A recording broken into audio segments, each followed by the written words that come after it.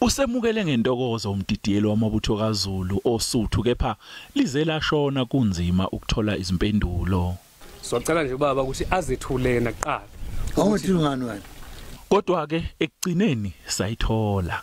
Anebali ngani nini? Nathi njengoba nakho ke ibaleni.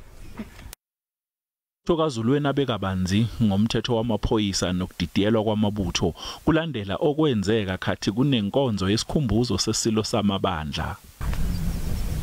Amaphoyisa akhuluma nezinduna angakhulumi nebutho. Angakhulumi nebutho amaphoyisa. Wazi lutho ngebutho. Kunembiko ethi kunizikhali ezathathwa ngamangisi ngempi yawo noZulu esandlwana. Umdidiyeli wamabutho wenqabile ukuphawula ngalokho udaba walikhomba endlunkulu.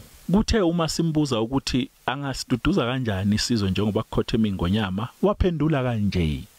Isizwe nilahlekelwe yini? Inkosi yakithi. Ikhothema ayithi nilahlekele. Aniyazi inti kuphi? Nakuba agcina ebangeni lesibili esikoleni ubaba uMgiliji, iziningi izinto asezenzile empilweni. Ngaqala SAP. Kwamashe police station. 18 years. Yaphuma iSAP. Kwaku 86. Kwafika iZP. Ingifika ngisi police station. Ngangena kuyo futhi. Ni reserve. Ngisebenza wamagenga.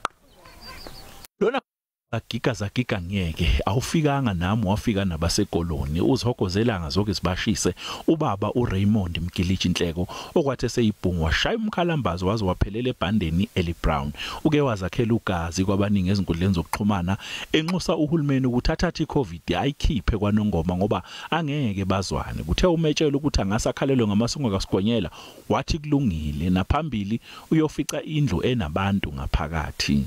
Nang'uZihogo wezindaba ze SABC.